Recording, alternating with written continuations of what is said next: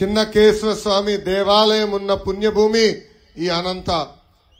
భారతదేశంలో ఎక్కడ Kia car కంపడితే గుర్తొచ్చేది ఈ అనంతపురం జిల్లా.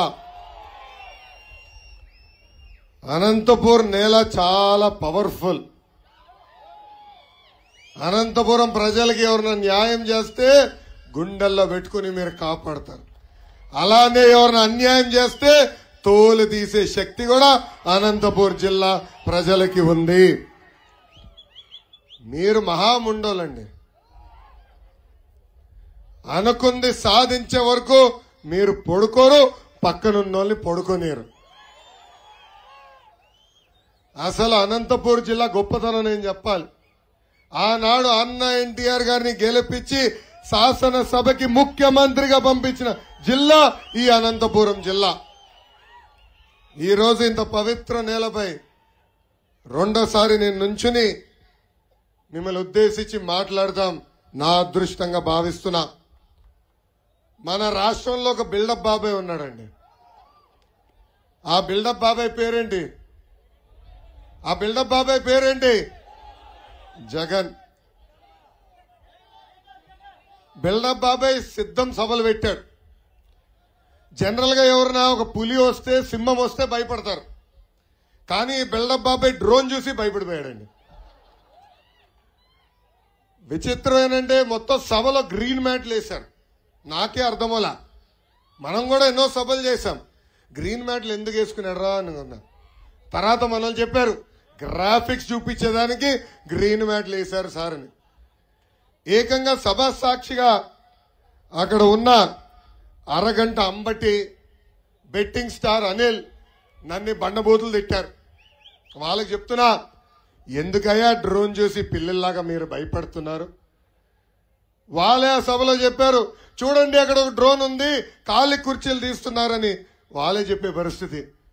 అంటే వాళ్ళే ఒప్పుకున్నారు ఈ సభకి ఎవరు రాలేదని. అలా ఉంది ఈ పిల్లి జగన్ పరిస్థితి. బాహుబలి ట్రైలర్ లాగా చూపించారండి. సభకి వెళ్తే పులకేసి సినిమా చూసినట్టు ఉంది. అది ఎవరన్నా చూసారా సభ? ముఖ్యమంత్రి గారు చూస్తే నాకే జాలేసింది. భయం కంపడింది నాకు ఆయన మొహంలో, టెన్షన్ కంపడింది ఆయన మొహంలో. అప్పుడు అర్థమైంది తెలుగుదేశం, జనసేన, భారతీయ జనతా పార్టీ పొత్తు కుదిరింది కనుకనే ఈ రోజు ఈ జగన్ ఉచ్చబోస పరిస్థితి మనందరం చూస్తున్నాం. జగన్ పని అయిపోయింది తల్లి. ఆ సభ చూస్తే నాకు అర్థమైంది హిస్టరీ ఉన్నంత వరకు ఈ సైకో ఉంటాడంట. హిస్టరీ కాదు కదా, క్రిమినల్ రికార్డులు ఉన్నంత వరకు ఈ సైకో పేరు ఉండటం ఖాయం. చంచల్ కూడా జైలు పైన కూడా ఈ సైకో జగన్ పేరుండటం కూడా ఖాయం. ఒక క్విట్ ప్రోకో వైట్ కాలర్ నేరస్తుడు ఆంధ్ర రాష్ట్ర ముఖ్యమంత్రి ఈ సైకో జగన్. ఈయన చేసిన నేరాలు ఇక్కడనే కాదు, ఇతర దేశాల్లో నేను చదువుకున్న స్టాన్ఫర్డ్ యూనివర్సిటీలో కూడా ఒక కేస్ స్టడీ ఉంది. ఇలాంటి వాళ్ళని ప్రజలు ఎలా ఎన్నుకుంటున్నారన్న దానిపైన విదేశాల్లో కూడా చర్చలు ఈరోజు జరుగుతున్నాయి. ఇంకో డైలాగ్ ఇచ్చాడండి ఈ సైకో జగన్, మాటిస్తే తగ్గేదే లేదంట. ఏం తగ్గుతాడు నాకు అర్థం. ఈ సభాముఖంగా అడుగుతున్నా, ఆనాడు సంపూర్ణ మద్యపాన నిషేధం చేసిన తర్వాతనే మహిళల ఓటు అడుగుతానన్నావు, ఏమైంది ఆ హామీ? ఇంకొక హామీ ఇచ్చావే, ఏకంగా వారంలో సిపిఎస్ రద్దు చేస్తాను, ఏమైంది ఆ హామీ?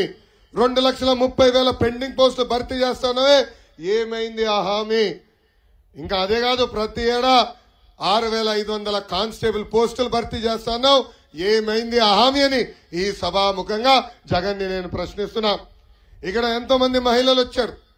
ఆనాడు చెప్పాడు 45 ఏళ్ళు నిండిన ఎస్సీ, ఎస్టీ, బీసీ, మైనారిటీ మహిళలకి పెన్షన్ ఇస్తాని.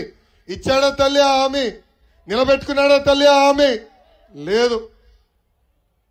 ఇది ఈరోజు జగన్ చేస్తున్న మోసాలని ప్రజలందరూ గుర్తుపెట్టుకోవాలా. జగన్ కి ప్రచారం అంటే పిచ్చి పట్టిందండి. ముఖ్యమంత్రి అయిన 6 నెలలకి ఇచ్చిన హామీలు మొదటి 6 నెలలు అమలు చేస్తే చిత్తశుద్ధి ఉంటుందన్నాడు. చివరి 6 నెలలు అమలు చేస్తే మోసం అన్నాడు. ఇప్పుడు 4 సంవత్సరాలు 10 నెలలు పడుకుని కరెక్ట్ గా ఎన్నికలు వస్తున్నాయంటే పరిగెత్తుకుంటూ వచ్చి గ్రూప్ 2 నోటిఫికేషన్ ఇస్తాడు. నిరుపేద కుటుంబాలు లక్షలు ఖర్చు పెట్టారు. జగన్ ఇచ్చిన హామీల మేరకు ఆ డబ్బులు ఖర్చు పెట్టి పిల్లల్ని బాగా చదివించారు. కేవలం 897 పోస్టులు ఈ రోజు ఈ ప్రభుత్వం విడుదల చేసింది. దానికి దాదాపు 5 లక్షల మంది ఆ ఎగ్జామ్కి వెళ్తే పరిస్థితి ఆంధ్ర రాష్ట్రంలో చూసాం.